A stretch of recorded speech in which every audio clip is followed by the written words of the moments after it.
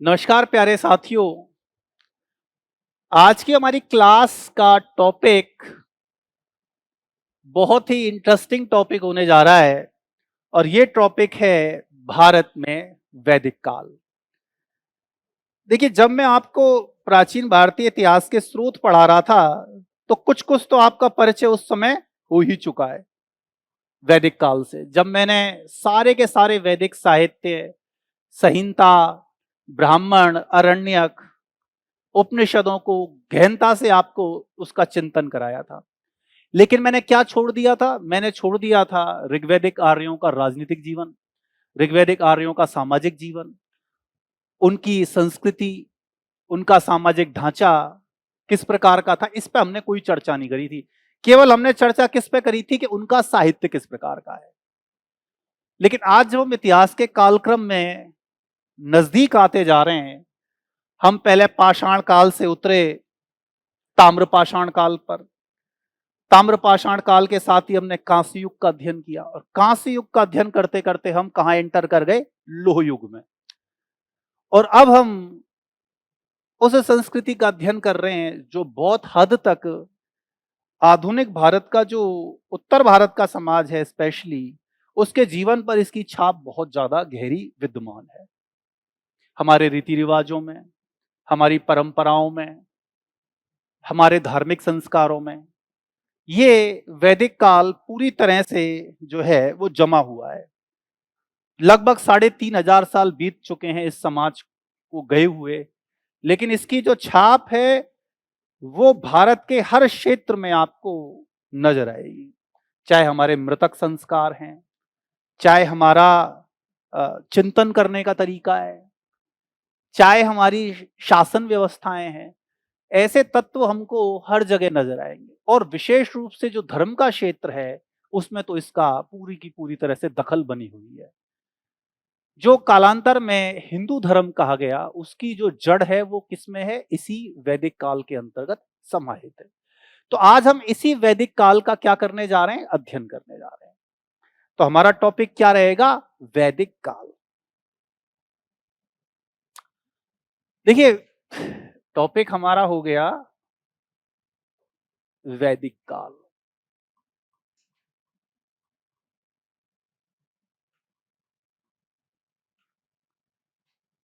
वैदिक एज, वैदिक काल।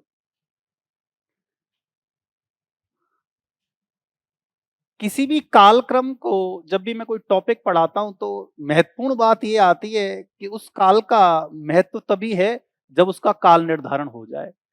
अर्थात जब हम वैदिक काल को पढ़ रहे हैं तो इतिहास का वो कौन सा कालखंड है जिसमें हम वैदिक काल को स्थापित करेंगे? कौन सा काल है वो बताइए आप। मतलब 1500 से 600 ईस्वी या ईसा पूर्व? ईसा पूर्व। देखिए, सबसे जो पहली बात आएगी कालक्रम के संबंध में कि इतिहास का वो कौन सा कालखंड है जिसको वैदिक युग या वैदिक काल कहा जाता है। तो सामान्यतः जो इतिहासकारों में इसमें एक समझ है, एक सोच है कि भाई इस काल को वैदिक काल कहा जाए। वो कौन सा है? 1500 बीसी से 600 बीसी, बिफोर क्राइस्ट। अर्थात 1500 ईसा पूर्व से 600 ईसा पूर्व जो है क्या माना गया? वैदिक काल का युग माना गया। महत्वपूर्ण बात यह है कि जिस काल का हम अध्ययन करने जा रहे हैं उस काल के स्रोत क्या हैं। क्योंकि किसी भी काल का अध्ययन किसके आधार पर होता है? स्रोतों के आधार पर, जो हमने सबसे पहले पढ़े थे। यदि किसी भी काल के संदर्भ में हिस्टोरिकल एविडेंस नहीं है तो वो कोई काल है ही नहीं, फिर तो क्या है? वो कहानी है। जब तक इतिहास की चीजें किसी भी प्रकार के पुरातात्विक स्रोतों से उसका समर्थन ना हो तब तक वो क्या है? कहानी है, गल्प है, उसका इतिहास की दृष्टि से कोई महत्व नहीं है। तो दो प्रकार के स्रोत आते हैं जो इस काल के इतिहास की रचना करते हैं। कौन से दो स्रोत हैं वो देखिए। पहला महत्वपूर्ण स्रोत होगा साहित्यिक स्रोत,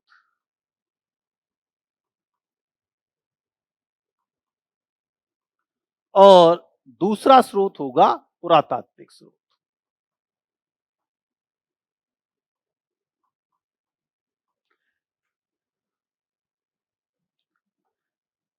अगर हम ये बात करें कि भाई हमें वैदिक काल का, मैं आपसे कहूं कि भाई मेरे को तो ऋग्वेदिक काल के राजन के विषय में बताइए, राजन कौन था, राजन के क्या दायित्व थे, आप कहां से लाओगे? वन वीक सीरीज पढ़ोगे? जैसे आजकल ज्यादा बदतर बच्चे पढ़ते हैं, वन वीक सीरीज देके पेपर आते हैं, बुकें तो उन्होंने उठाना ही बंद कर दिया है। या फिर आप कोई अच्छी बुक उठाओगे, शर्मा व्यास जो चलती है, भारत का इतिहास, या फिर आप और अच्छी बुक उठाओगे, प्राचीन भारत में आर्यों का आगमन, रामशरण शर्मा जैसी बुक उठाओगे, या फिर और आप बड़े ही प्रकांड विद्वान बनना चाहते हो तो क्या उठाओगे? ऋग्वेद उठाओगे। यदि हमको वैदिक साहित्य का अध्ययन करना है, यदि हमें वैदिक काल का राजनीतिक जीवन देखना है, वैदिक काल का सामाजिक जीवन देखना है, तो हमें क्या अध्ययन करना होगा? इस युग का साहित्य का अध्ययन करना होगा। और इस युग के साहित्य को क्या कहा गया है? वैदिक साहित्य।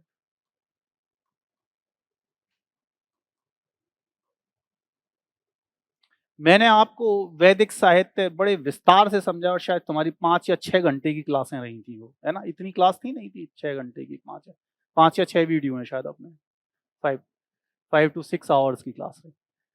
वैदिक साहित्य नहीं, सारी ब्राह्मण साहित्य की थी टोटल, जिसमें वैदिक साहित्य इंपोर्टेंट। देखिए, जिस साहित्य के अनुशीलन के आधार पर मोटे तौर पर इस काल का इतिहास लिखा गया, उसको वैदिक साहित्य कहा गया। और इस वैदिक साहित्य के 4 प्रमुख अंग हैं। 4: संहिता, ब्राह्मण, अरण्यक और उपनिषद। है कि नहीं? याद आ गई? नहीं आई स्थिति? इन साहित्यिक साक्ष्यों के आधार पर हम क्या लिखते हैं? इस काल का इतिहास लिखते हैं।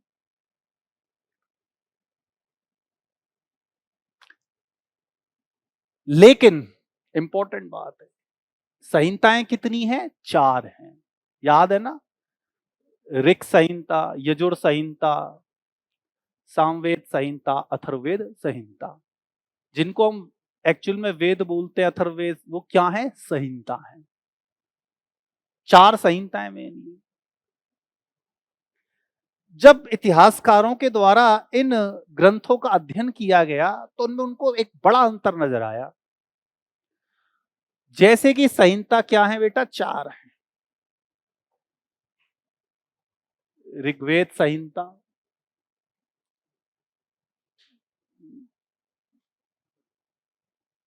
यजुर्वेद संहिता और सामवेद संहिता और अथर्ववेद संहिता।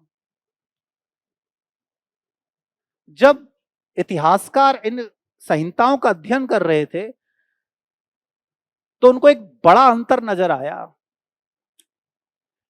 जब वो ऋग्वेद का अध्ययन करते हैं और उसके बाद इन 3 का प्लस इसका, इसका और इसका, तो ऋग्वेद का जो समाज है, ऋग्वेद की जो राजनीति है, ऋग्वेद का जो काल की जो धार्मिक संरचना है, वो बिल्कुल अलग नजर आती है इस काल से। ये जो तीनों का वर्णन है, अभी आप जब पढ़ लेंगे तब ये आपके दिमाग में क्लियर हो जाएगा। उनको ये स्पष्ट नजर आया कि ऋग्वेद का जब हम अध्ययन करने जा रहे हैं, तो ऋग्वेद का जो भौगोलिक ढांचा, परिदृश्य है, वो भी अलग है। ऋग्वेद के अंदर नदियों का उल्लेख भी अलग है। जब हम ऋग्वेद के अंदर राजा पढ़ रहे हैं और यजुर्वेद के अंदर राजा पढ़ रहे हैं, तो उन राजाओं के चरित्र में, उसकी शक्तियों में जमीन आसमान का अंतर है। जब हम ऋग्वेद के सामाजिक रीति रिवाज पढ़ रहे हैं, यज्ञ अनुष्ठान पढ़ रहे हैं, और जब हम यजुर्वेद अथर्ववेद के संदर्भ में अध्ययन कर रहे हैं राजनीति का, समाज का, तो बिल्कुल वर्णन बहुत ज्यादा चेंज हो जाता है। तो फिर विद्वानों ने कहा कि क्या इस समूचा जो काल है, जो मैंने आपको बताया 1500 ईसा पूर्व से बेटा 600 ईसा पूर्व, क्या यह समूचा एक ही काल है या इसको विभाजन किया जा सकता है? तो फिर इसको विभाजन किया गया, क्योंकि ऋग्वेद की जो सामाजिक प्रवृत्तियां हैं, ऋग्वेद का जो अर्थव्यवस्था का ढांचा है, ऋग्वेद में जो शासन की इकाइयों के बारे में सूचना मिल रही है, वो इन चरणों से बिल्कुल अलग मिल रही है। इसलिए वैदिक काल का आगे दो अलग कालों में विभाजन कर दिया गया। आप सभी बहुत ही इंटेलिजेंट, मुझे पता है। पहला तो बहुत जोर जोर से गर्दन हिला रहा है, तो मैं जब ये गर्दन हिलाता है तो मुझे पता चल जाता है कि ये समझ रहा है, और जब इसकी गर्दन थोड़ी कम हिलती है तो मुझे फिर डर लगता है कि अभी कोई गड़बड़ हो गई है।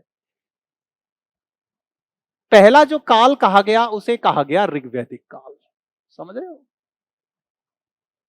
इसका समय निर्धारित किया गया 1500 बीसी से 1000 बीसी, और इसका जो अंतिम चरण था उसे कहा गया उत्तर वैदिक काल।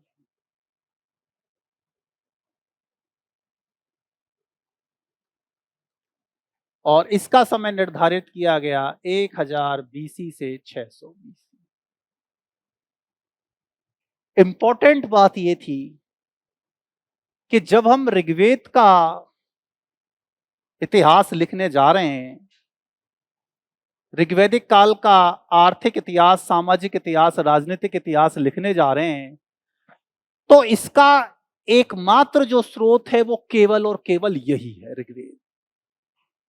इसी के एक ग्रंथ के आधार पर हम इस काल के बारे में अध्ययन करते हैं। लेकिन जब उत्तर वैदिक काल आता है तो उसके संदर्भ में स्रोतों की बहुलता हो जाती है। यजुर्वेद भी है, सामवेद भी है, अथर्ववेद भी है, ब्राह्मण ग्रंथ भी हैं, आरण्यक भी हैं, उपनिषद भी हैं, सूचनाओं का अंबार लग जाता है। तभी हम देखेंगे कि उत्तर वैदिक काल की जो राजनीति है, उत्तर वैदिक काल की जो अर्थव्यवस्था है, उसके बारे में जो हमारी जानकारी के स्रोत हैं वो बहुत ज्यादा विविधतापूर्ण हैं। तो पहले तो हमने क्या समझा कि वैदिक काल का कालक्रम क्या है, फिर हमने ये जाना कि वैदिक काल को क्यों दो कालों में विभक्त किया गया। जब ये आपका चैप्टर खत्म हो जाएगा कल या परसों, आपके दिमाग में जितने भी प्रश्न आते हैं वो सभी समाधान हो जाएगा। जैसा कि मैं हमेशा कहता हूं, क्लास स्टार्ट होने से पहले अवश्य आपके दिमाग में कुछ सवाल उत्पन्न हो सकते हैं, लेकिन वो 99.99% खत्म हो जाएंगे जब ये क्लास समाप्त हो जाएंगी कल या परसों में। अब उत्तर वैदिक काल 1000 बीसी से 600 बीसी का काल, ये तो एक बात हो गई। और देखिए, जब अगर आप ज्यादातर किताबें देखोगे ना प्राचीन भारत की, कुछ एक स्टैंडर्ड बुक्स को छोड़ के, बस उनका अध्ययन यहीं समाप्त हो जाता है। ज्यादातर आप कुछ शर्मा व्यास देख लो और जितनी बुक देख लो, इवन तो रामशरण शर्मा की बुक में भी ये ज्यादा चीज नहीं दिखाई गई जो आगे टॉपिक पढ़ाऊंगा। क्या ऋग्वैदिक आर्यों के विषय में केवल और केवल साहित्यिक स्रोतों से ही जानकारी मिलती है या पुरातत्व की दृष्टि से भी कोई जानकारी हमें प्राप्त होती है? बिल्कुल होती है। आपने पढ़ी होगी क्योंकि आप बहुत ही अच्छे स्टूडेंट हो, तो मुझे पता है। लेकिन कुछ एक चीज मैं आपको आज नहीं बताऊंगा, अदरवाइज मेरे यहां खड़े होने का क्या फायदा है।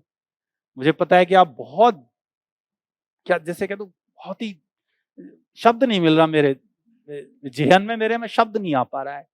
तो वो उस तरह के स्टूडेंट हो आप, बहुत ही पढ़ाकू किस्म के। तो पुरातात्विक स्रोतों की बात करते हैं। देखिए, पुरातात्विक स्रोतों में दो प्रमुख स्रोत हैं, याद रखिएगा। एक तो है मृद भांड संस्कृतियां,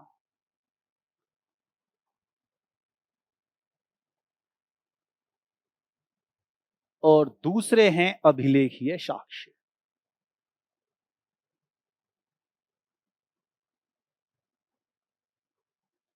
मृदभांड संस्कृतियां और अभिलेखीय साक्ष्य ये क्या हैं?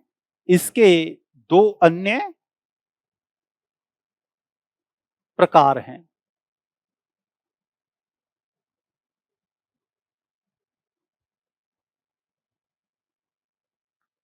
अब देखते हैं इसको आगे। अब बात कर रहे हैं पहले हम मृदभांड संस्कृतियों के विषय में।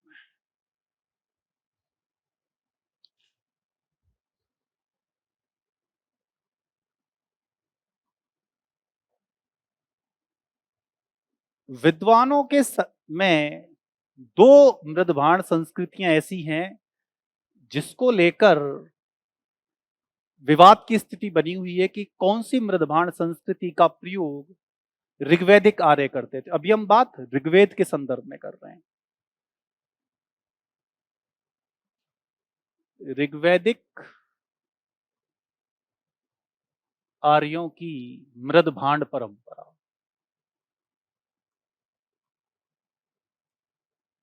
क्या थी? इसको आपको मैप से आपको समझ में आएगी ये चीज थोड़ी सी। ये देखो, एक आपने मृदभांड संस्कृति पढ़ी थी जिसको कहा जाता था ओसीपी। क्या कहते थे इसे? ऑर्ची कलर्ड पॉटरी, गेरुमर्णी मृदभांड संस्कृति। क्या कालक्रम था बेटा इसका? 2000 बीसी से 1500 बीसी। ठीक यही कालक्रम एक और संस्कृति थी जो बाद में प्रमाणित हुई थी कि ये क्या है? ओसीपी ही है। कौन सी थी? ताम्र निधान संचय, कॉपर हॉर्ड कल्चर, ताम्र निधि संचय, जिसमें गुंगेरिया से, मध्य प्रदेश से सबसे ज्यादा तांबे के औजार प्राप्त हुए थे। इसका काल भी क्या है? 2000 बीसी से 1500 बीसी। प्रख्यात पुरातत्वविद बीबी लाल, देखो नाम हमेशा याद रखना, कौन बात क्या कह रहा है। बीबी लाल ये कहते हैं कि एक्चुअली में जो ऋग्वैदिक आर्य थे उनकी संस्कृति ये थी, गेरुवर्णी मृदभांड संस्कृति ओसीपी।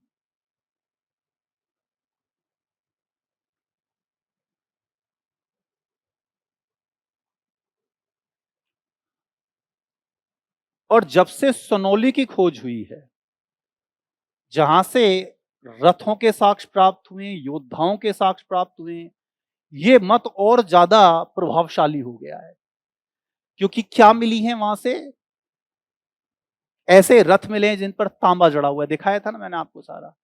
एंटिका तलवारें मिली हैं, ऐसे योद्धाओं की कब्र मिली हैं जिनमें हथियार रखे हुए हैं। अशोका पारपोला क्या कहते हैं कि ये क्या थे? आर्य प्रवासन के साक्ष्य थे भारत में। तो जो सनौली में खोज हुई है उत्तर प्रदेश में बागपत जिले में, उसके बाद ये जो सिद्धांत है ये बहुत ज्यादा प्रभावशाली बन के उभरता है। ओसीपी का, गेरुवर्णी मृदभांड संस्कृति। लेकिन इसमें कुछ झोल है, थोड़ा बड़ी बड़ा झोल है। झोल क्या है कि मैंने आपको पढ़ाया था कि जो ओसीपी के स्थल हैं ऑर्ची कलर्ड पॉटरी के, वो सारे के सारे लगभग कहां से प्राप्त होते हैं? उत्तर प्रदेश से। ये जो पश्चिमी उत्तर प्रदेश का मूलतः इलाका है और फिर ये आगे तक चलते जाते हैं। और इसी तरह जो ताम्र निधि संचय, इसके साक्ष्य तो मध्य प्रदेश तक मिलते हैं, एमपी तक। गुंगेरिया एमपी में है जहां से सबसे ज्यादा तांबे की वस्तुएं प्राप्त हुई हैं। बिठुर से मिलती हैं कानपुर के पास। लेकिन जब मैं आपको ऋग्वैदिक आर्यों का राजनीतिक विस्तार बताऊंगा तो वो बड़ी मुश्किल से ही अपने अंतिम समय में इस क्षेत्र में पहुंच पाए थे, लास्ट फेज में, इस वाले में अंतिम काल में पहुंचे थे, बिल्कुल 1000 ईसा पूर्व के आसपास। और ओसीपी के बहुत कम स्थल कहां पर हैं? इस इलाके में। देखिए आपको अभी पढ़ाया था मैंने, जोधपुरा से भी ओसीपी मिलता है और नोह से भी ओसीपी मिलता है। ये कहां है जोधपुरा और नोह? नो तो अपने अगर इसको मैं करूं तो ये भरतपुर के पास होगा, ये लगभग यहाँ पर पश्चिमी उत्तर प्रदेश, और यहाँ पर लगभग जोधपुर है। थोड़े से स्थल ओसीपी के हरियाणा में मिलते हैं। बीबी लाल का तर्क है कि जो सरस्वती नदी का प्रवाह क्षेत्र था, वहां जो ओसीपी का औजार मिलते हैं वो वास्तव में किसके हैं? ऋग्वैदिक आर्यों के। ये वास्तव में ओसीपी संस्कृति का यूज कौन करते थे? बीबी लाल के अनुसार ऋग्वैदिक आर्य। लेकिन प्रॉब्लम क्या हो रही है कि ऋग्वैदिक आर्यों का जो विस्तार क्षेत्र है वो सारा का सारा कहां पर है? इधर की तरफ, इधर है ही नहीं। तो मृदबाण परंपरा से उनका मैच ज्यादा नहीं हो पा रहा, क्योंकि जो मृदबाण परंपरा के स्थल मिल रहे हैं वो कहां मिल रहे हैं? पश्चिमी उत्तर प्रदेश में। और इनका पश्चिमी उत्तर प्रदेश में आगमन बिल्कुल लास्ट टाइम में हुआ है। अगर ओसीपी के स्थल यहां मिल जाते, कहां? इस जगह, ये वाले इलाके में, जैसे कि ये वाला इलाका, ये वाला, ये वाला, ये वाला, ये वाला, ये वाला, ब्रह्मवत प्रदेश, ये वाला, ये, तो कोई दिक्कत ही नहीं आती। तब तो ये होता कि ओसीपी जिस क्षेत्र में मृदभाण मिल रहे हैं, ऋग्वेद में भी उन्हीं क्षेत्रों का वर्णन किया गया है, क्योंकि साहित्य में उल्लेख हो रहा है उन क्षेत्र का, और पुरातत्व में उन्हीं स्थलों से क्या मिल रहे हैं? मृदभाण मिल रहे हैं। तो पुरातत्व और क्या साहित्य का क्या हो गया? लिंकेज हो गया। लेकिन जो पुरातत्व बात कह रहा है उसकी ये साहित्य पुष्टि नहीं कर रहा। अभी मैं पढ़ाऊंगा आपको, समझ रहे मेरी बात? दोनों की बात में डिफरेंस आ रहा है। अगर ये दोनों का क्षेत्र एक ही होता, ओसीपी का और जिस स्थानों का वर्णन ऋग्वेद में किया गया है, तो ओसीपी के स्थल भी, पुरातात्विक स्थल कहां मिलते? इन क्षेत्रों में। लेकिन यहां मिलते ही नहीं। ज्यादातर तो वो कहां मिलते हैं? यूपी में मिलते हैं, जिसका इससे कोई संबंध नहीं है। इसलिए क्या है, ये सिद्धांत आंशिक रूप से ही ठीक बैठता है, फुल नहीं बैठता। विद्वानों में इतना विवाद हुआ है कि कौन सी मृदभाण परंपरा को काल के हिसाब से इनसे सेट किया जाए, नहीं सेट कर पा रहे। समझ रहे हो क्या प्रॉब्लम आ रही है? बीबीलाल कह तो रहे हैं कि ओसीपी के है, लेकिन अगर ओसीपी के होते तो ओसीपी के ज्यादातर स्थल तो यहां होने चाहिए थे, जो उनका मूल सप्त सैंधव क्षेत्र था। ऋग्वेद में हमेशा उनके निवास स्थान के लिए किस शब्द का इस्तेमाल हुआ है? सप्त सिंधु क्षेत्र। आपसे पूछ सकता है कि ऋग्वेद में आर्य अपने निवास स्थान के लिए किस शब्द का इस्तेमाल करते हैं? सप्त सिंधु का क्षेत्र है। सिंधु और इसकी 5 सहायक नदियां और सरस्वती, ये था सप्त सिंधु क्षेत्र। लेकिन वहां से एक भी नहीं मिल रहा है ओसीपी का क्षेत्र, यहां से मिल रहे हैं उसके अंतिम काल से। तो फिर विद्वानों में ये बात तो ठीक है भाई, फिर कौन सी संस्कृति है जिसको इसके समकक्ष माना जाए? तो मैं क्या कहता हूं, मैं आपको पढ़ाता हूं हमेशा कि इतिहास क्या है, घूमकर हमारे सामने आ ही जाता है। जो एक संस्कृति मैंने आपको पढ़ाई थी और मैंने कहा था कि ये एक बार ये फिर आपके सामने आएगी। वो कौन सी संस्कृति? गांधार कब्र संस्कृति। जब मैं आपको पढ़ा रहा था तो ज्यादा आपने इस पर तवज्जो, अब पता नहीं दी कि नहीं दी, गर्दन तो हिला रहे थे, मुझे क्या पता, क्वेश्चन दूंगा जब पता चलेगा कि ध्यान दे रहे थे कि नहीं दे रहे थे। गांधार कब्र संस्कृति,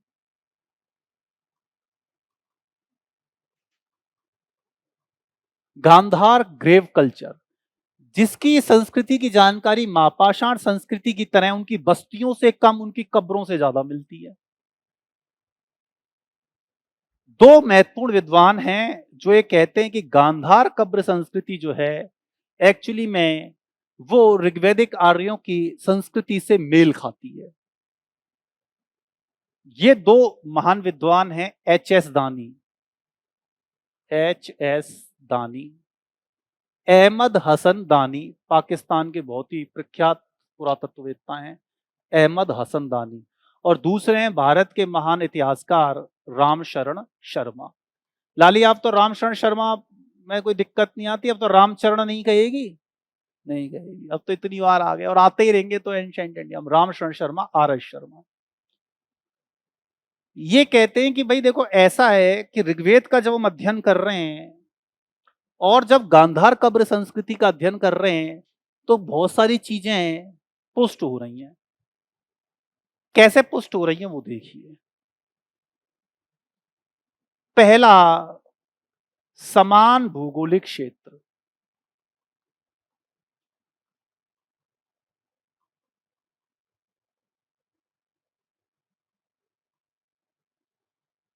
आप मैप को भी देख के समझ सकते हैं कि आर्य सभ्यता का केंद्र वैदिक ऋग्वैदिक काल की सभ्यता का केंद्र ये था, सप्त सिंधु का क्षेत्र। और यहीं पर थी गांधार कब्र संस्कृति। आपको मैंने सारे स्थान बताए थे, गलीकोई, कैटलोई, लोयरबान, बन्नू घाटी में स्थल, तमिरगढ़, वो सारे कहां थे? ये इसका जो फेमस इलाका, ये स्वात नदी का, देखो ये आ गई स्वात नदी। गांधार कब्र संस्कृति को दूसरा नाम क्या है? स्वात संस्कृति। ये इस इलाके में फैली हुई संस्कृति थी, ये वाली गांधार केव्र कल्चर। तो क्या है इसका जो कोर क्षेत्र है सिंधु घाटी सभ्यता, सॉरी ऋग्वैदिक सभ्यता का, उससे ये मैच कर रहा है बिल्कुल। दूसरी बड़ी बात, अश्व का प्रयोग। जो चीज और ज्यादा महत्वपूर्ण बनाती है संस्कृति को, गांधार ग्रेव कल्चर को, ये मानने के लिए कि ये ऋग्वैदिक सभ्यता के समकालीन थी, वो था अश्व का प्रयोग।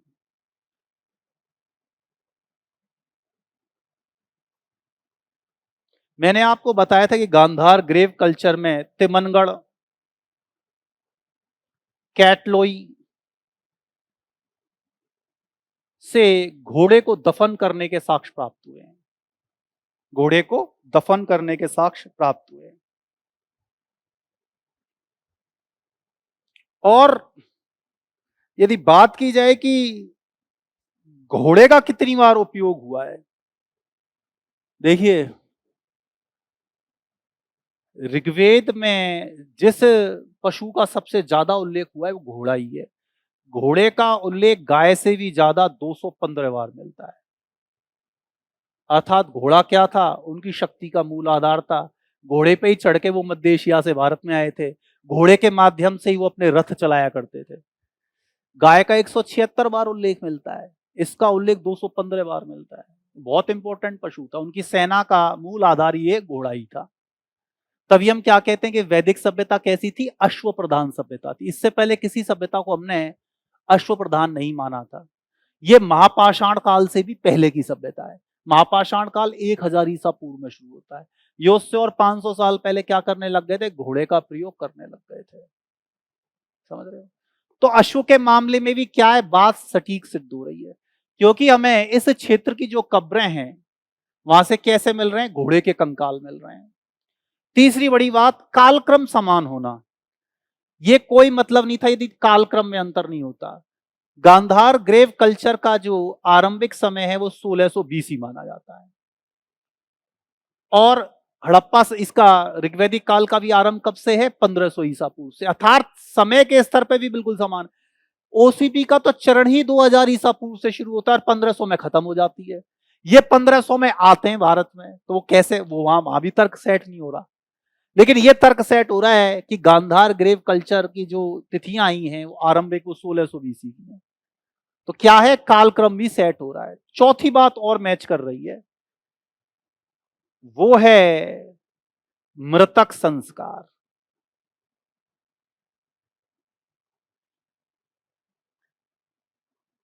गांधार ग्रेव कल्चर के मैंने आपको 3 बताए थे प्रकार, याद अभी करना, अपने नोट्स को देखना।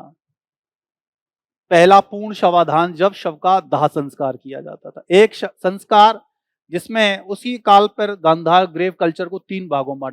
दूसरा चरण, जब शव को आंशिक रूप से छोड़कर क्या कर दिया जाता था? मटके में भर दिया जाता था। और एक था दफन करना। अगर मैं आपसे पूछूं एक क्वेश्चन, आपने शायद पढ़ा होगा, नहीं पढ़ा होगा मुझे नहीं पता, कि ऋग्वैदिक काल में लोकप्रिय मृतक संस्कार विधि क्या थी? लोग जब मर जाते थे तो उनका क्रिमिनेशन किस प्रकार से होता था? ऑप्शन दे रहा हूं मैं आपको। दाह संस्कार के माध्यम से, उनको गाड़ दिया जाता था, दफन कर दिया जाता था। पात्र शवाधान, जैसे दक्षिण भारत में मिल रहा था, भारत पर देखा है ना, अनब्यूरियल, मटके में रख के गाड़ देते थे, बहुत सारी जगह प्रचलित था। या आंशिक शवाधान, हड्डी को सड़ने दिया, सड़ने के जो जानवर खा गए, फिर थोड़ी बहुत हड्डी बची वो रख दी। बताओ, बहुत सरल क्वेश्चन है मगर बहुत टफ क्वेश्चन है, समझ रहे हो? जिन चीजों को हम बहुत इजी समझते हैं ना, वो बहुत ज्यादा खतरनाक होती है। क्या है बता राजकुमारी, तू बता गुड़िया। दाह संस्कार तेरा है, आंशिक स्वाद तेरा गुड़िया। दाह संस्कार, तुम दोनों आराम से पीछे एसी की ठंडी ठंडी हवा में जो है अपने दिमाग को कूल कूल किए हुए हो। राजकुमारी ठंड के मारे आगे आ गई तो इसका दिमाग थोड़ा सा शांत है। देखो, ऋग्वेद में जो क्रिमिनेशन की सबसे लोकप्रिय पद्धति थी वो क्या थी? दाह संस्कार। अग्नि को क्या माना गया था? आप पढ़ो, याद करो, तो याद करने से चीज आती है। अग्नि को क्या कहा जाता था? वो मृतकों का स्वर्ग में लेके जाता था, उनकी रक्षा करता था। अग्नि को क्या माना गया था? देवताओं और मनुष्य के मध्य मध्यस्थ। इसी अग्नि के माध्यम से क्या किया जाता था? जब व्यक्ति मृत्यु हो जाती थी तो उसको क्या किया जाता? अग्नि के माध्यम से संस्कार। इसको क्या कहा गया है ऋग्वेद में? देखो, ये हो सकता है मैं जब नहीं पढ़ा हूं सामाजिक जीवन, इसको कहा गया अग्निदग्ध।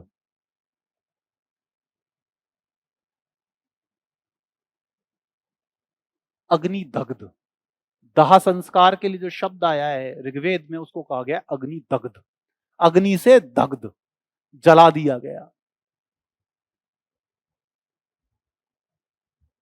और आप, मुझे लगता है कि शायद यही एकमात्र संस्कार ही होगा कि कोई और भी प्रचलित थे। अब इससे ज्यादा टफ क्वेश्चन पूछ रहा हूं।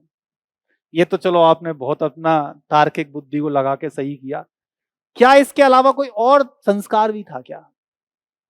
ये टफ क्वेश्चन है, बहुत टफ क्वेश्चन है ना? ये सामान्य बुकों में नहीं मिलता, बिल्कुल पढ़ लो आप, कहीं भी नहीं मिलेगा ये। वो 16 संस्कार तो अलग है, वो तो अलग है। तो जात कर्म, चूड़ा कर्म, वो अलग चीज है, वो तो आएगी अभी, वो भी। वो 16 संस्कार अलग है, जिसमें एक लास्ट का संस्कार है मृतक संस्कार, उससे इसका मतलब नहीं है। मैं ये पूछ रहा हूं कि क्या कोई और व्यक्ति के क्रिमिनेशन की कोई और भी पद्धति थी क्या? है? हाँ गजब, हाथ लगा दे तू तो। जब जला दिया तो एक हाथ को पानी में ही फेंक दो। क्या बेटा, क्या बोली थी? गाड़ना, बिल्कुल सही है। देखिए, दो शवदान संस्कारों के विषय में स्पष्ट उल्लेख मिलता है, जलाना और गाड़ना। जो जलाना था उसे कहा गया था अग्निदग्ध, और जो गाड़ना था उसको कहा गया था अग्नि दग्ध। और इसका वर्णन इतना, मतलब क्या वर्णन किया गया है, वो कैसे कहता है? ऋग्वेद में श्लोक आता है, वो क्या मतलब है उसका? ऋग्वेद में श्लोक ऐसे है कि हे धरती मां, इस मृत व्यक्ति को तू अपने अंदर इसी तरह समाहित कर ले जैसे एक मां अपने आंचल में किसको ढक लेती है? अपने बच्चे को। ये ऐसे बताया गया है दफन संस्कार।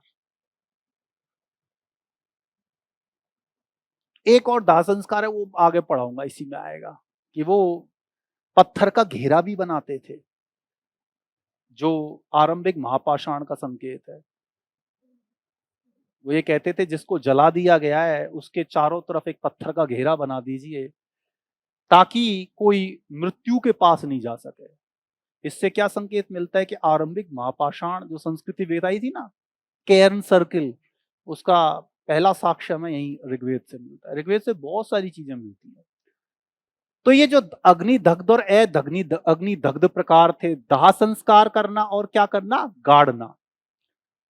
ये क्या थे? गांधार ग्रेव कल्चर में भी प्रचलित थे दोनों संस्कार। तो इसी आधार पर आर एस शर्मा और अहमद हसन दानी, एच एस दानी, इस बात को बोलते हैं कि इतनी समानताएं मिल रही हैं। अश्व का प्रयोग हो रहा है खूब गांधार कब्र संस्कृति में। दाह संस्कार बिल्कुल उनके जैसे ही हैं जो ऋग्वेद में वर्णित हैं। समय भी बिल्कुल मैच कर रहा है, और भौगोलिक क्षेत्र भी बिल्कुल वो है जो इस सभ्यता का केंद्र था। इसलिए जब मैं आपको पढ़ा रहा था, जब मैंने क्या कहा था कि इसको किससे जोड़ा जाता है, आर्य प्रवासन सिद्धांत से। अब बात समझ में आई कि आर्य प्रवासन सिद्धांत से क्यों जोड़ा था गांधार गिरिव कल्चर को, इस वजह से जोड़ा है। और क्यों ओसीपी जो है वो क्या हो जाता है इसके सामने, हल्का हो जाता है। लेकिन आप याद दोनों रखना, बाय चांस ऑप्शन में गांधार ग्रेव कल्चर नहीं हो तो फिर आंसर क्या होगा आपका, ओसीपी। समझ रहे हो?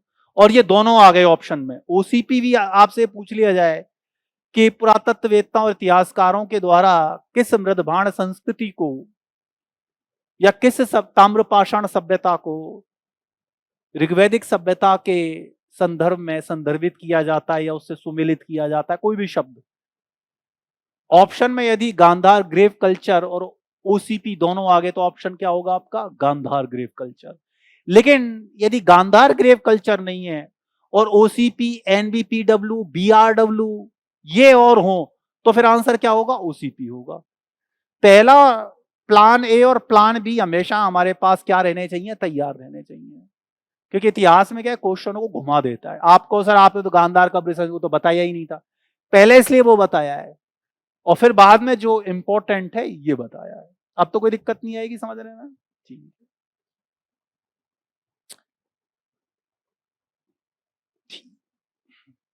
अब बात आती है एक शब्द की, जिस शब्द ने लाखों लोगों को मौत के घाट उतार दिया। आप कहेंगे सर कैसी बातें करते हो आप, कभी जभी तो आपको ऐसा लगता है आपका दिमाग फिर गया है। और शब्द भी लिखूंगा तो आपको कहोगे आज तो सर आपका दिमाग बिल्कुल ही फिर गया है। ये शब्द है आर्य। इतिहास में किसी शब्द का इतना मिसयूज नहीं हुआ जितना कि इस शब्द का हुआ है। अभी हिस्ट्री पढ़ोगे आप और सीधा कहां पहुंच जाओगे, वर्ल्ड हिस्ट्री पे। ये शब्द एंशिएंट इंडिया से आपको कहां पहुंचा देगा, सीधा मॉडर्न वर्ल्ड हिस्ट्री में पहुंचा देगा। अभी पहुंचेंगे हम, देखो कैसे। आर्य शब्द के संबंध में बहुत सारे विवाद हैं, आपको बुक्स में भी पढ़ने को मिलेगा और ये कॉन्सेप्चुअल क्वेश्चन भी पूछे जाते हैं। पहला तो यही मतलब आता है कि आर्य शब्द से क्या आशय है। देखिए ऋग्वेद में आर्य शब्द के कुछ मायने बताए गए हैं। क्या, सज्जन पुरुष आर्य है, सुशील व्यक्ति क्या है, आर्य है। सज्जन हो, सुशील हो, सुसंस्कृत हो, क्या है वो, आर्य है। उत्तम चरित्र वाला हो, कैसे चरित्र वाला नहीं हो, शक्ति कपूर जैसे चरित्र वाला। शक्ति कपूर जैसे चरित्र वाला होगा, गुलशन ग्रोवर जैसे चरित्र वाला होगा तो क्या नहीं है वो उनकी दृष्टि में। ऐसा मत सोचना, वो तो पिक्चर में रोल कर रहे थे, वैसे वास्तव में बहुत अच्छे इंसान है वो। शक्ति कपूर और पिक्चरों का और वास्तविक जीवन का शक्ति कपूर बहुत अंतर है, लेकिन वह तो वैसे बता रहा हूं पिक्चरों के आधार पर। तो वो क्या नहीं है, आर्य नहीं है। आर्य कैसा व्यक्ति होना चाहिए, उत्तम चरित्र वाला। इसलिए जिस दिन जो तू मेरे से उस पर कागज पे साइन कराने लाई थी, मैंने पूछा था कि उत्तम चरित्र वाला है कि नहीं है, तो उनके से उत्तम चरित्र वाला, फिर तो कर दूंगा साइन। आपके उसमें भी लिखा रहता है ना टीसी कैरेक्टर सर्टिफिकेट में, इसका चरित्र अत्यंत उत्तम है। तो आर्य परंपरा का ही पालन कर रहे हैं हमारे स्कूल। तूने सोचे कहां से आया ये शब्द उत्तम चरित्र वाला, ये उत्तम चरित्र जो आर्य से आया है। ऋग्वेद में उत्तम चरित्र वाले व्यक्ति को क्या कहा गया है बेटा, आर्य। आगे इसकी और महत्वपूर्ण बात आती है, आर्य लोग की पहचान किससे करता है ऋग्वेद, वो कौन लोग हैं जो आर्य हैं। जब मैं सामाजिक जीवन पढ़ाऊंगा तो अनार्यों के विषय बताऊंगा कि अनार्यों को कैसे विधिवेद किया। अभी तो आर्य को पढ़ लो कि आर्य कौन थे। पहली विशेषता आर्य व्यक्ति की, आर्य कौन है ये लिख लो आप। देखो कई बार क्वेश्चन बड़े घुमा फिरा के पूछता है, आर्य कौन है किसके हिसाब से, ऋग्वेद के हिसाब से। जो पहला विशेषता, जो बेटा इंद्र, वरुण आदि देवों की स्तुति करे,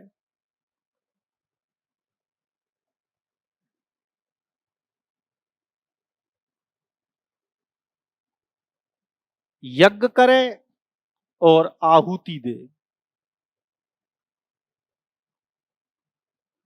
यज्ञ करे और आहुति दे। तीसरी महत्वपूर्ण विवाद, ऋत का पालन करे। देखो ऋत आएगा, अभी बहुत ढंग से समझाऊंगा ऋत की संकल्पना क्या थी ऋग्वैदिक में, और कैसे जब उत्तर वैदिक काल में इसका पतन हो गया तो ऋषि रोने लग गए। वो आगे आएगा घटनाक्रम। ऋत क्या होता था? वरुण देव को ऋत का संरक्षक कहा गया। ऋत का मतलब था एक प्रकार की नैतिक व्यवस्था। ये कॉन्सेप्ट, ये ऋत का मैं आप पूरा ढंग से ही पढ़ाऊंगा, ये धर्म और समाज का पहलू है ऋत, तब इसको ढंग से ही समझेंगे। अभी तो ये लिख लो, सृष्टि की नियमितता, सृष्टि में नैतिकता का प्रसार क्या है? ऋत है। संपत्ति की सामूहिकता, अर्थात व्यक्तिगत संपत्ति नहीं होगी किसी की, संपत्ति कैसी होगी? सबकी साझा होगी, साझा संपत्ति। ऋत का पालन करने वाला हो, अर्थात व्यक्तिगत संपत्ति की भावना नहीं हो। क्यों, क्या था? ये जनजातीय समाज था, कबीलाई संस्कृति थी उनकी। समझ रहे हो आप? ये बहुत चीजें आपस में गहरी जुड़ी हुई, ऐसे ही नहीं है। और क्या? चौथा, सुसंस्कृत भाषा बोलने वाला हो। सुसंस्कृत, इसका मतलब था संस्कृत भाषा बोलने वाला। ये चार महत्वपूर्ण विशेषताएं बताई गई हैं कि आर्य कौन होगा। इसी प्रकार अनार्य कौन होगा, इसकी चर्चा भी की गई है। वो आगे उसको बताऊंगा। वो मृदुवाची होगा, अनैसा होगा, चपटी नाक वाला होगा, है ना। बहुत सारी विशेषताएं बताई हैं वो चर्चा। आप तो सब जानते हो, इंटेलिजेंट बनते हो, मुझे बताने की वैसे जरूरत है नहीं इन सब चीजों को, लेकिन फिर भी मैं अपने ज्ञान में थोड़ा सा आपके माध्यम से वृद्धि कर लेता हूं, इसलिए मैं भी थोड़ा पढ़। है क्या आ गया था? आर्य पे आया था? सारे ही आएंगे, अपने टेंशन मतलब। अभी तो दिसंबर का पेपर देने जाएगा ना, जब कहेगा सब सब कुछ आ गया तो। अभी तो बहुत थोड़ा पढ़ा है, इसमें से ही बहुत आ गया है। ये आर्य हैं। लेकिन अब विवाद आगे खड़ा हो रहा है। आगे इसको देखते हैं, विवाद क्या है। बहुत लंबे समय तक ये विवाद रहा, आर्य प्रजाति थी या भाषाई सांस्कृतिक समूह। ये खतरनाक चीज आ रही है। आर्य प्रजाति का मतलब होता है रेस, RACE, रेस। आर्य प्रजाति थी या रेस थी। पहले आप प्रजाति को समझ लो, तब ये चीज आसानी होगी। प्रजाति क्या होती है, तब ये बात समझेंगे कि ये बात क्या है। प्रजाति का मतलब होता है कि आप किसी समूह को उसके रंग, उसके चरित्र, उसकी कदकाठी के आधार पर एक अलग समूह की संज्ञा दें। समझ रहे हो? अभी मैं इसकी विशेषताएं बताऊंगा, ये लोग क्या कह रहे थे और ये कितना खतरनाक सिद्धांत था। प्रजाति का मतलब एक ऐसा मनुष्य की जाति, एक रेस, ऐसी जाति जिसमें कुछ विशिष्ट गुण हैं। उसके आर्यों की बात करें, जैसा कि लोग कहते थे कि इनके बाल सुनहरी होते थे, इनकी आंखें नीली होती थी। अरे तो रुक, सब आएंगे। तू रुक तो जा, तू 6 महीने क्लास तो ले ले बेटा, सब आएंगे। तू याद आ गया? तू आ जा। जिसकी आंखें नीली होती थी, जिसके बाल सुनहरी रहते थे, जिसका रंग गौरवर्ण होता था, गोरा होता था, जो शारीरिक और मानसिक दृष्टि से श्रेष्ठ किस्म का होता था। ये क्या है? प्रजाति की विशेषता है। और ये प्रजाति कौन थी? ये प्रजाति थी आर्य प्रजाति। ये सिद्धांत किसके द्वारा दिया गया? एक फ्रांसीसी विचारक था जिसका नाम था, देखो नाम ऑर्थर, विचारक का नाम था ऑर्थर डी गोबेल्यू। सबसे पहले आर्यन रेस का जो सिद्धांत दिया गया था, आर्य प्रजाति का जो सिद्धांत था, इसी व्यक्ति के द्वारा दिया गया था। ये क्या कहता है कि जितनी भी दुनिया में मानव की प्रजातियां हैं उसमें आर्य प्रजाति क्या है? सर्वश्रेष्ठ है। कैसी है प्रजाति? सर्वश्रेष्ठ है।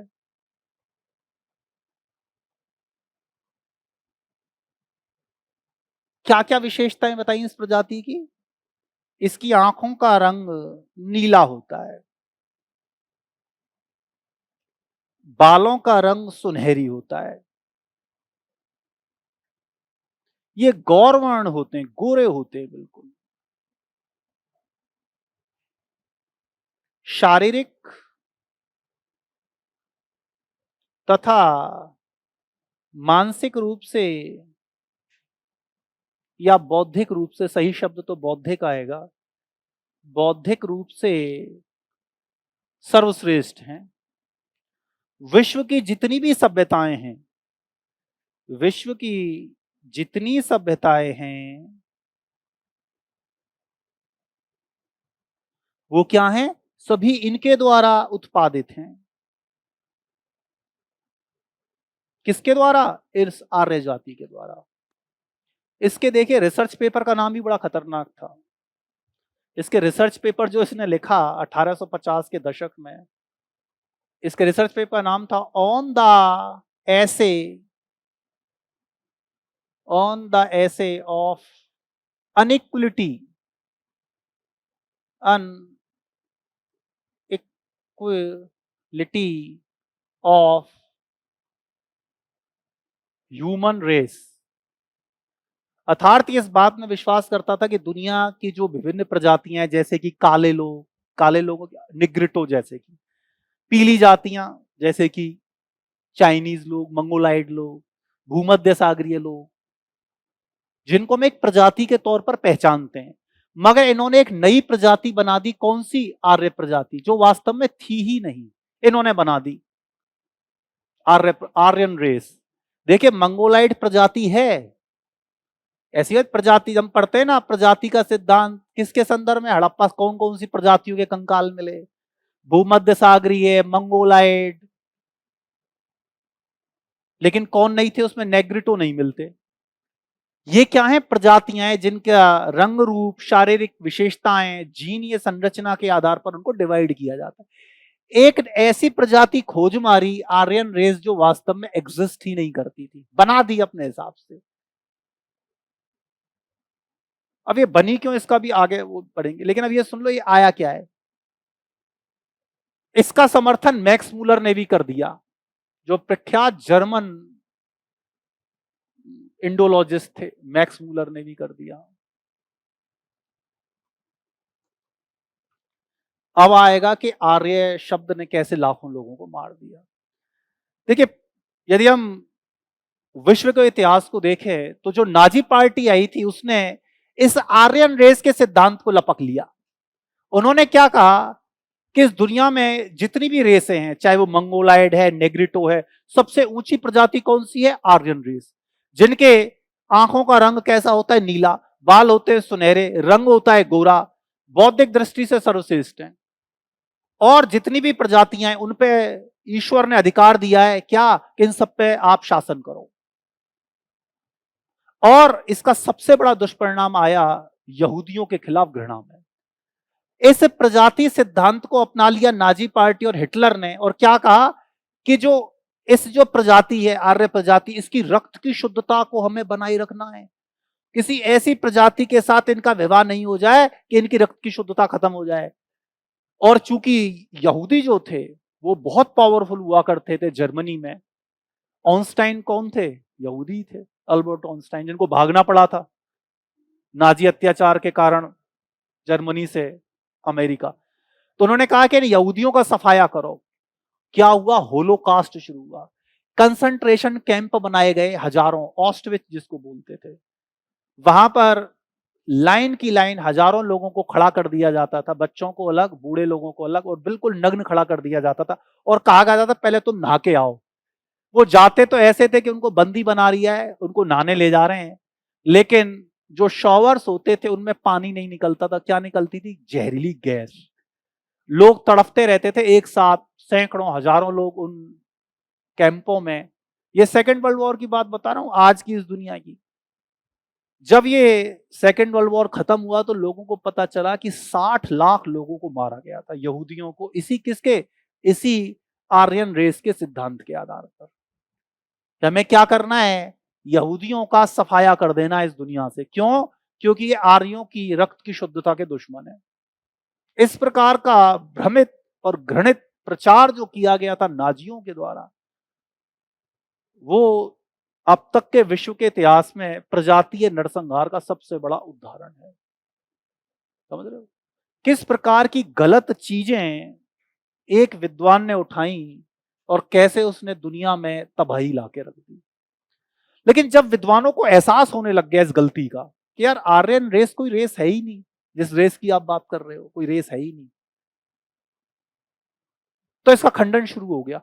सबसे पहले जो मैक्स मूलर थे जिन्होंने इसका समर्थन किया था, सबसे पहले तो उन्होंने ही खंडन कर दिया इस बात का। मैक्स मूलर ने सबसे पहले आर्यन रेस के सिद्धांत का क्या कर दिया बेटा? खंडन कर दिया। उसके बाद 1926 में गॉर्डन वी चाइल्ड ने भी इस आर्यन रेस की थ्योरी को पूरी तरह से नकार दिया कि ऐसी कोई इस दुनिया में प्रजाति नहीं है जिसमें ये विशेषताएं बोल रहे हो। ये दो चार लोगों में मिल सकती है लेकिन एक समूह में नहीं मिल सकती है, जो आप बात कह रहे हो। और फिर इसको सिरे से नकार दिया गया। लेकिन फिर ये बात आई कि एक्चुअली में ये आर्यन रेस थी क्या, या आर्यन रेस नहीं थी तो आर्य लोग कौन थे? क्यों? इसका प्रश्न कहां से उपस्थित हुआ वो देखो। देखिए ये जो विचार पनपा था ना, इस विचार के पीछे खोज किसकी थी? विलियम जोन्स की। ये चीज हवा में सामने नहीं आई। आर्य प्रजाति का सिद्धांत किसके माध्यम से आया था? विलियम जोन्स के माध्यम। विलियम जोन्स को मैंने आपने पढ़ाया था ना, क्या स्थापना करी थी इसने? Asiatic society. मैं क्या कहता हूं कि हमेशा इतिहास घूम के आ जाता है। विलियम जोन्स क्या कर रहे हैं? 1784 में विलियम जोन्स किसकी स्थापना कर रहे हैं? एशियाटिक सोसाइटी की।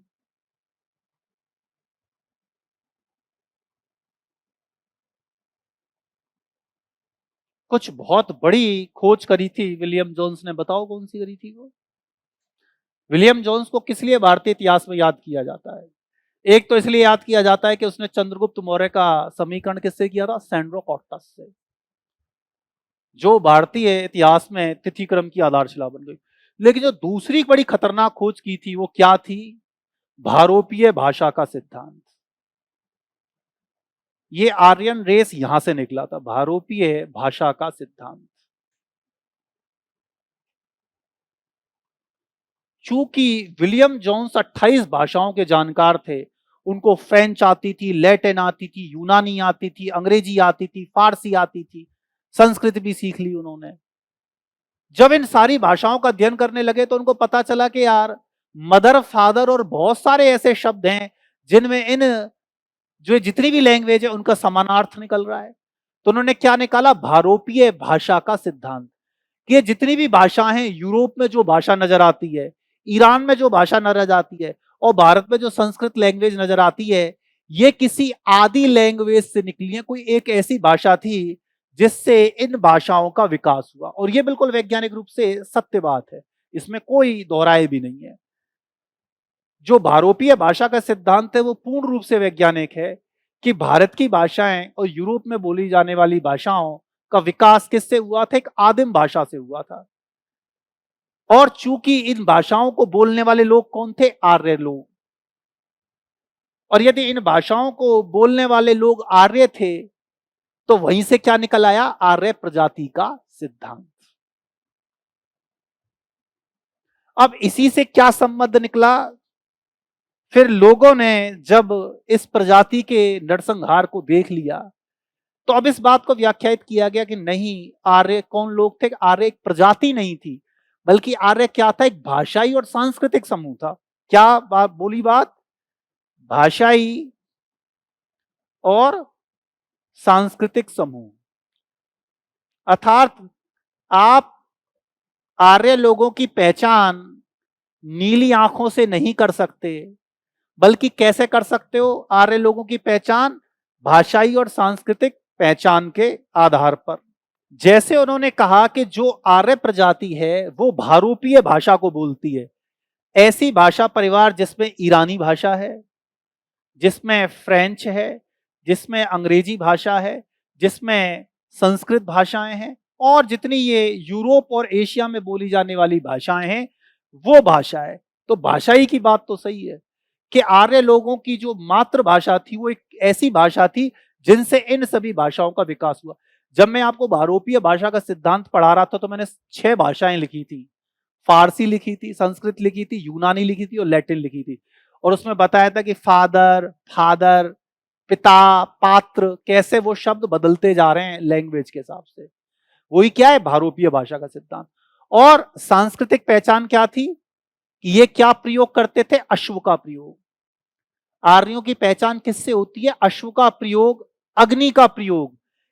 ये जितनी भी आर्य सभ्यताएं थी, चाहे आर्य ईरान में गए तो उन्होंने अलग धर्म, अब यहां तो आया हिंदू धर्म और वहां क्या आया? जरथुस्त धर्म।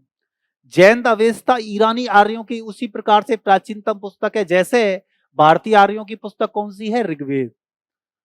वो भी क्या है? अग्नि पूजक हैं। और आर्य भी क्या थे? अग्नि पूजक थे।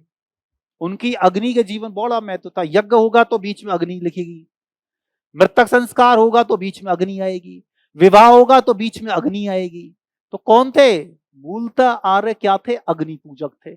और आर्यों की ये विशेषताएं जैसे अश्व का प्रयोग, अग्नि का प्रयोग, ये जहां जहां आर्य लोग गए वहां वहां इन विशेषताओं का उन्होंने क्या किया?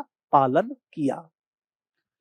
तो ये क्या कहते हैं? रामशरण शर्मा इस बात के समर्थक कौन है कि आर्य एक रेस नहीं है, आर्य एक प्रजाति नहीं, बल्कि क्या है? आर्य एक भाषाई और सांस्कृतिक समूह है। इस बात का समर्थन कौन कर सकते हैं? Gordon Childe. और भारत के जितने भी इतिहासकार हैं, आर एस शर्मा हैं, जितने भी हिस्टोरियन आप, और रोमिला थापर हैं, ये भी सभी, उपेंद्र सिंह हैं, ये सभी आर्य को एक प्रजाति नहीं मानते, बल्कि क्या मानते हैं? भाषाई और सांस्कृतिक समूह जो संस्कृत भाषा बोलते थे या संस्कृत के समानांतर कोई दूसरी ऐसी भाषा बोलते थे जो भारोपीय भाषा परिवार से निकली थी, जो अश्व चलाते थे, जो अग्नि के पूजक थे। तो क्या हुआ? ये सांस्कृतिक और भाषाई समूह तो हुआ। और वैसे भी ऋग्वेद में आर्यों को किस रूप में परिभाषित किया गया है? चरित्रवान व्यक्ति के रूप में। ऋग्वेद में यह नहीं कहा गया कि आर्य जो है क्या होगा? उसकी आंखें नीली होंगी, यह नहीं कहा गया है ऋग्वेद में।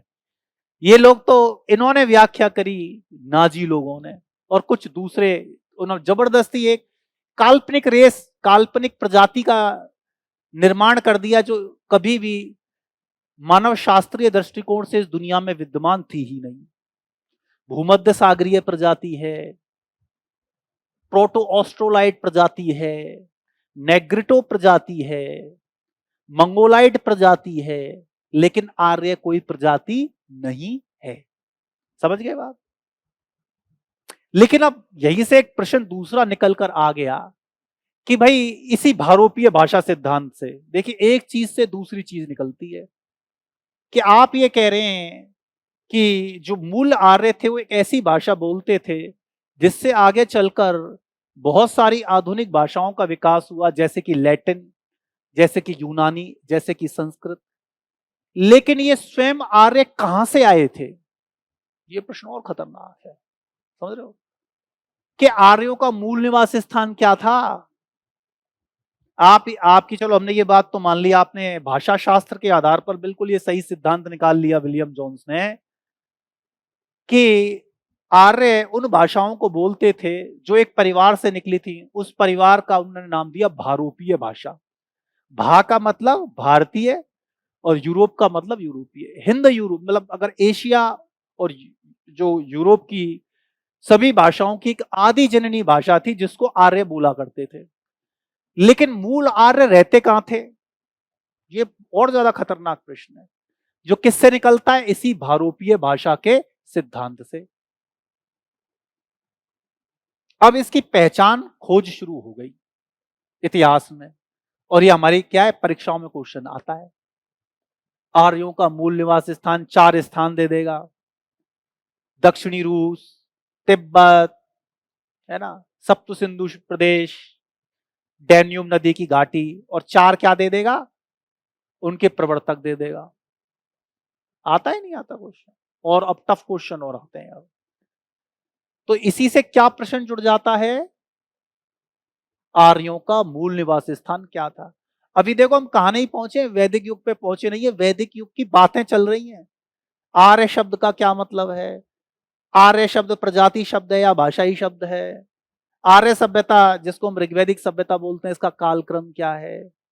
इसका कालक्रम का विभाजन कैसे हुआ है? ये क्या है? कॉन्सेप्चुअल चीज है, लेकिन क्या है, यहां से क्वेश्चन पूछ लेता है। यहां से सभी जगह से क्वेश्चन पूछते हैं। तथ्य कम होता है, कॉन्सेप्ट ज्यादा होता है। अब जो आ रहा है ये कॉन्सेप्ट कम है, तथ्य ज्यादा है। आर्यों का मूल निवास स्थान, ये प्रश्न आ गया। अब टॉपिक आ रहा है हमारा क्या? आर्यों का मूल निवास स्थान। लेकिन इस चैप्टर को हम स्टार्ट करें उससे पहले हम एक तो छोटा सा रेस्ट लेते हैं। धन्यवाद।